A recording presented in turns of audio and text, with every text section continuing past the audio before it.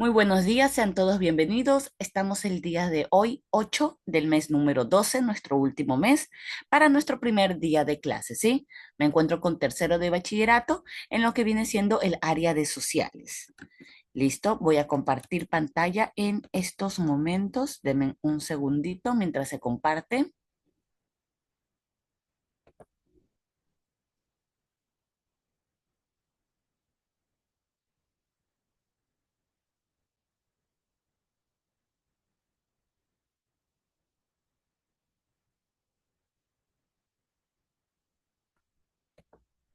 Listo.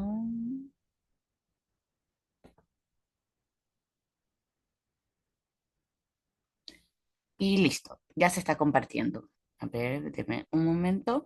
Entonces, como ustedes saben, el material con el que estamos trabajando se encuentra dentro de la plataforma, ¿sí? A ver, un segundito. ¿Pueden ver la pantalla?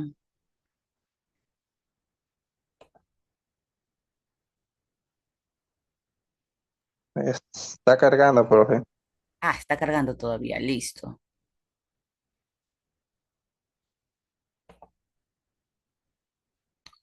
Está tardando un poquito. Bueno, ya, mientras sigue cargando, nosotros seguimos hablando. Como habíamos estado viendo en las clases anteriores, nosotros actualmente estamos inmiscuyéndonos un poco más acerca de las civilizaciones precolombinas que hubieron antes de la llegada de lo que viene siendo España a estas tierras americanas, ¿verdad? Obviamente hubo una parte en el que conquistó España, otra parte que conquistó Portugal varios años después, lo que viene siendo el Reino Unido con la parte de Estados Unidos, que como sabemos actualmente se habla inglés, etcétera. Pero en los años anteriores ustedes han podido conocer un poquito más, por ejemplo, en lo que viene siendo octavo y noveno, se conocía un poquito más de la parte de afuera, en este caso más de los europeos, por decirlo de esa manera. Entonces, en cambio, ahora en tercero de bachillerato estamos conociendo un poquito más acerca de esas civilizaciones que quizás se las vio nomás de pasada en los años anteriores, ¿sí? Aquí hablando de Ecuador, ¿cómo viene siendo esa elección, si queremos verlo de esa manera? Esa elección de, en este caso, una persona que nos organice, que, más claro, el presidente, ¿ya? Para ya no darle otro tipo de sinónimos. En este caso, ¿cómo nosotros, 2024 ecuatorianos, elegimos o escogemos lo que viene siendo las personas que van a estar dentro de la presidencia? ¿Cómo? Señorito, perdón, caballero Carlos, dígame, ¿cómo es la elección de nosotros tenemos para esta persona, este cargo también tan importante dentro de nuestro país?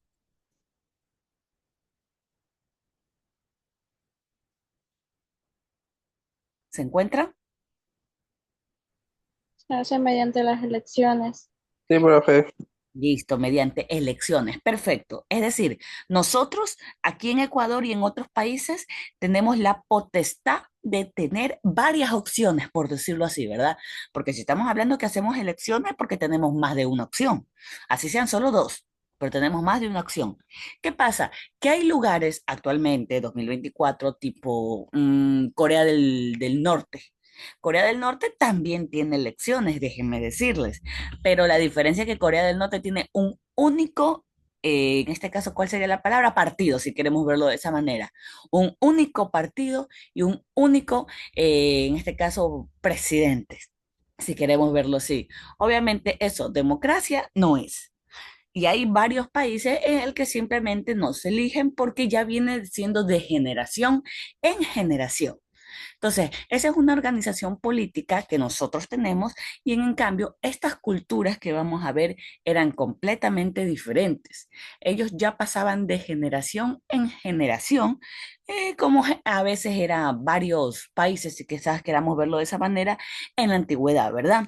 Ya con el paso del tiempo se ha derrocado, quizás por decirlo, ese tipo de prácticas en algunos países y bueno, se ha tratado de poner otro tipo de cuestión política, ¿verdad? Ya sea que se pueda o no se pueda, que sea 100% real o no. esa ya es otra cosa. Pero en este caso nosotros vemos una gran diferencia en el que tenía la organización política de esas culturas antiguas, a diferencia de la nuestra 2024, ¿verdad? En este caso tenemos, por ejemplo, la de los mayas, la primera que nos dice el libro. La de los mayas dice, esta sociedad maya estaba fuertemente jerarquizada, es decir, tenía sus peldaños, tenía un piso bajo, seguido, seguido, seguido, hasta ir hasta la cúspide, por decirlo así, la máxima autoridad política de cada ciudad-estado. Aquí es interesante porque los incas y los aztecas eran una sola civilización, por decirlo así, mientras que los mayas eran ciudades-estado, más o menos como era Mesopotamia, ¿verdad? Cada ciudad-estado tenía su organización, por decirlo así, incluso en algunas partes su propio tipo de lenguaje, en el caso de Mesopotamia. Aquí en los mayas también tenían su propia ciudad-estado y era el Halach Uinit, un hombre verdadero según nuestra traducción ya ahorita en el español, que ejercía las funciones vitalicias y las heredaba a sus descendientes. Aquí ya vemos que obviamente a diferencia de nosotros es completamente diferente la elección, si queremos verlo de esa manera, de la persona que iba a gobernar la ciudad-estado. Entre sus prerrogativas estaban el nombramiento de un consejo asesor, designación de los jefes de aldea. ¿Por qué jefes de aldea? Porque estamos diciendo que cada uno es una ciudad-estado, tiene como que una quizás por decirlo, organización un poco diferente, pero que todos ¿cuál sería la palabra? Pero todos le debían a una sola persona, por decirlo así, que tenían funciones civiles, religiosas y militares. En otras palabras, era una civilización teocrática. ¿Alguien se acuerda qué era esta palabra teocrática? Porque sinceramente la tuvieron que haber escuchado incluso en otros tipos de civilizaciones. La egipcia, por ejemplo, ¿qué vendría siendo civilización teocrática? ¿Alguien recuerda? ¿No? Listo. Esta civilización teocrática quiere decir de que en este caso la persona más importante o la persona que tiene este tipo de organización política es una persona que religiosamente hablando tiene el poder también dentro de la religión. En este caso es teocrática porque, por ejemplo, los incas, el Zapa Inca era la persona más importante que ya vamos a ver ahorita, pero él era su representante de Dios aquí en la tierra. Por esa razón también, por ejemplo, los egipcios, lo que viene siendo su representante más grande, no solamente era su representante político, sino también que él era el representante de Dios en la tierra. Por ejemplo, lo que viene siendo también Egipto, lo que viene siendo también antiguamente en la Edad Media, etcétera. Entonces, ellos tenían una civilización teocrática, ¿sí? En este caso de, un segundito, se me fue, listo, ya. En este caso, de lo que viene siendo los mayas, ¿verdad? Y aquí justamente el libro nos da una imagen de más o menos la estructura social maya que ellos tenían. Como podemos ver, hay alguien en la cúspide y va bajando, ¿verdad? Eso es lo que se refiere con una organización jerarquizada. Del más abajo tenemos hombres pequeños, que en este caso son lo que viene siendo esclavos. Tenemos los mercaderes profesionales, que tienen su nombrecito, que se dice prolong en esa cultura. También tenemos los que tienen padres y madres, es decir, de la nobleza, que generalmente si nos acordamos o quizás hemos visto algún tipo de serie antigua, quizás tipo europea de siglos antiguos, siempre había la nobleza, ¿verdad? Entonces, igualmente aquí también tenemos los que vienen siendo como sacerdotes, ¿verdad? Los que tienen esa facultad de poder quizás relacionarse o hablar con sus dioses. Y finalmente el Halach Uinit, que viene siendo su representante de Dios dentro de la tierra, ¿sí?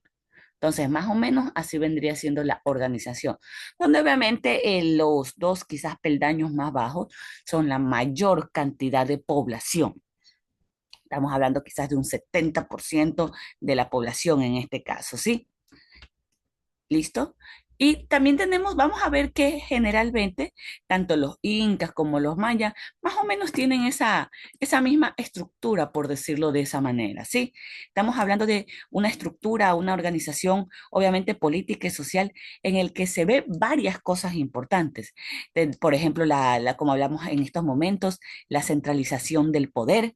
La centralización del poder de cómo es que, en este caso, por ejemplo, nosotros tenemos a lo que es el presidente, pero también tenemos una asamblea.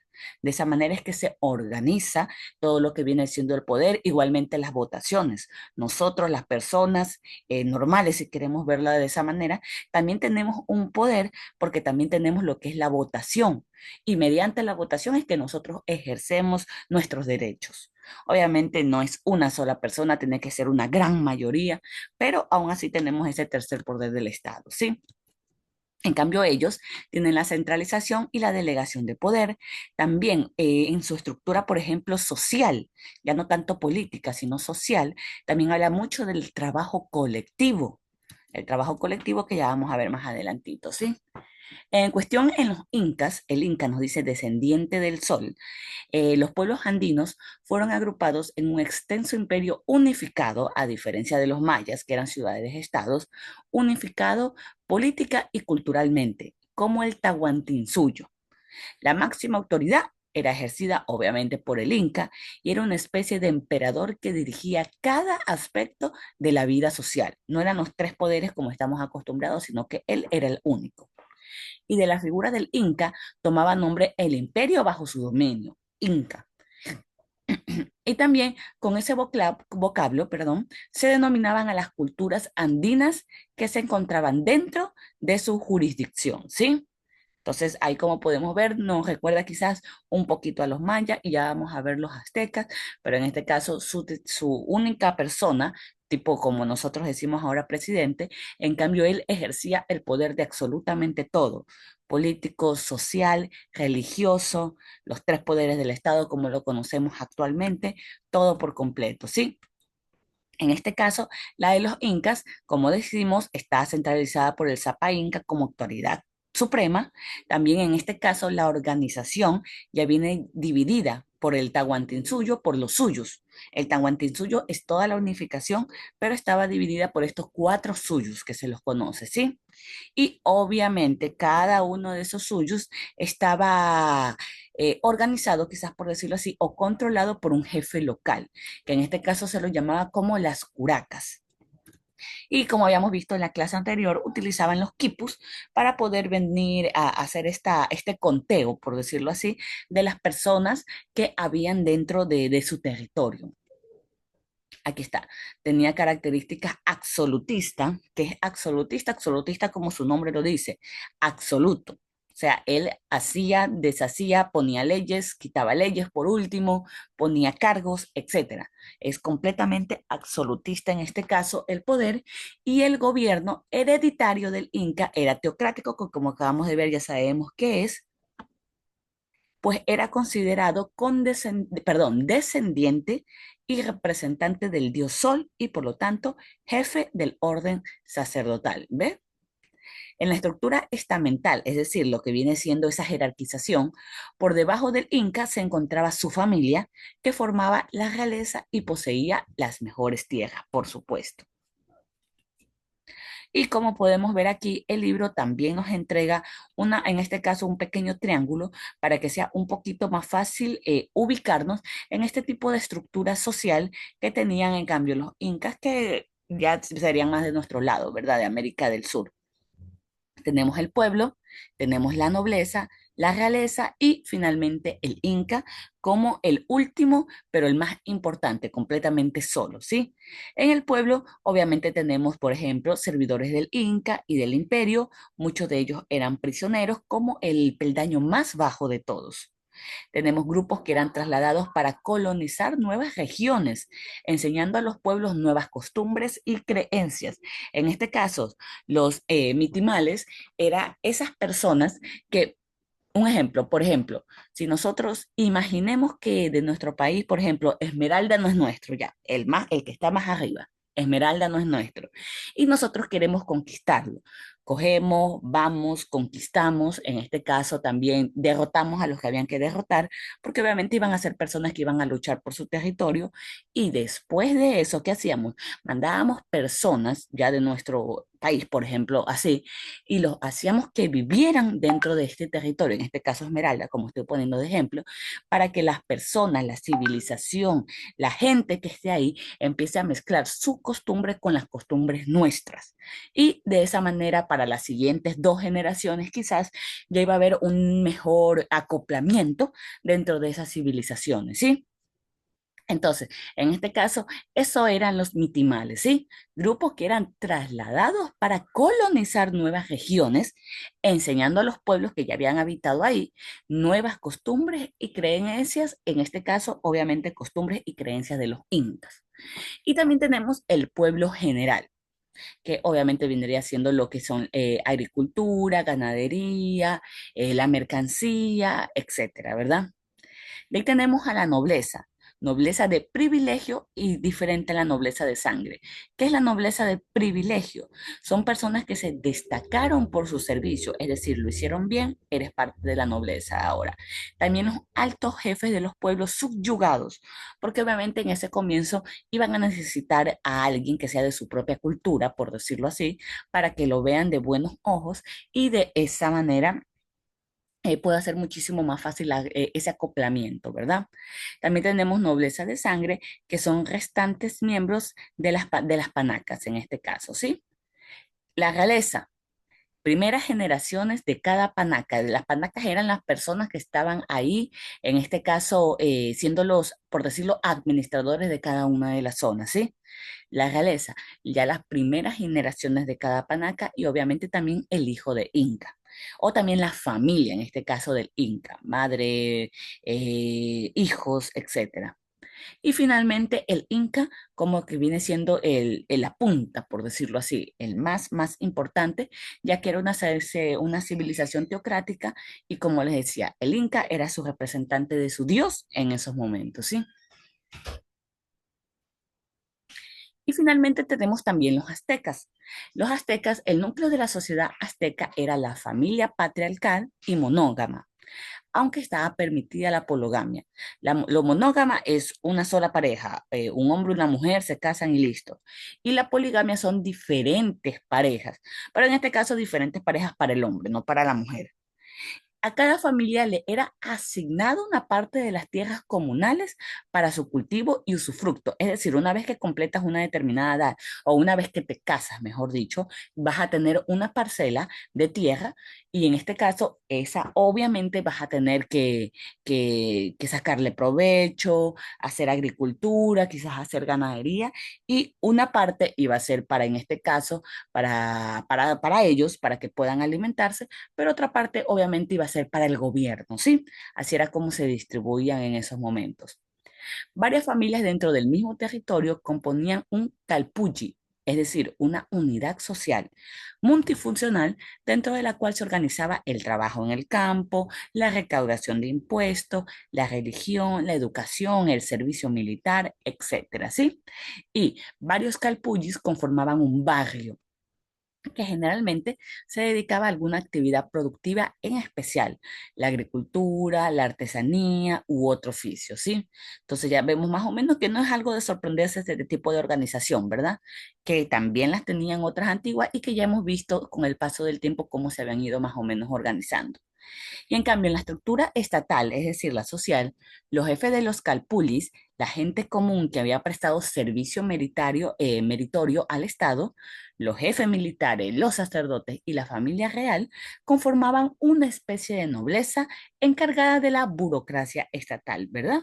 Y todos ellos, sin embargo, se encontraban supeditados al Tlataoni o al monarca, que era una figura respetada y venerada como representante de los dioses, ¿sí?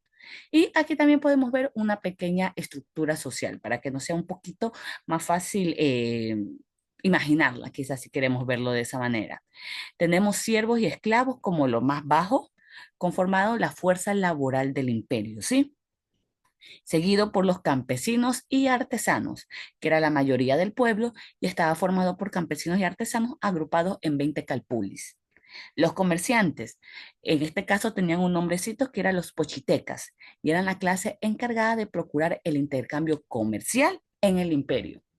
Seguido tenemos obviamente los sacerdotes, jueces, funcionarios, que era la nobleza que estaba conformada por esto, y dentro de esta clase estaban los señores que gozaban de gran prestigio. Señores también que tenemos que el rey presidía del Consejo Supremo, es decir, de personas que les ayudaban, donde participaban las máximas autoridades y delegados de los calpulis, y finalmente en su estructura social está el rey, en este caso, o el Tlatoani, que era así como lo conocían al rey, ¿sí? Como podemos ver, cada uno tiene sus nombrecitos completamente diferentes acá de uno y del otro, porque era la forma en la que ellos se comunicaban, pues su idioma. Así como nosotros decimos, por ejemplo, presidente, la asamblea, etcétera, que en otros países, por ejemplo, Estados Unidos, tienen su propio nombrecito, o Rusia o Japón, tienen su propio nombrecito derivado de obviamente su propia lengua, ¿verdad? Y más o menos así era esta estructura social y política para poder organizar, obviamente, territorios, imperios muy, muy, muy extensos, donde en momentos donde no había la tecnología, no como ahora que podemos organizarnos y quizás sea muchísimo más fácil ahora tener un territorio muy amplio, pero obviamente en esos tiempos era completamente diferente y por esa razón hay un representante en cada zona, ¿verdad? Así como nosotros tenemos, por ejemplo, en el Guayas, en lo que viene siendo Pichincha, e incluso en Guayaquil tenemos nuestro propio alcalde, hay uno general en el Guayas y así sucesivamente, ¿verdad? Son personas que están ligadas a un pequeño territorio y que obviamente ellos les tienen que dar, quizás por decirlo, ¿cuál sería la palabrita? Bueno, tienen que mostrar lo que están haciendo a un puesto más alto y así sucesivamente, ¿sí? Más o menos así como tenemos en nuestro territorio, más o menos lo mismo para los años anteriores, ¿sí? ¿Alguien tiene, por favor, alguna duda, alguna pregunta?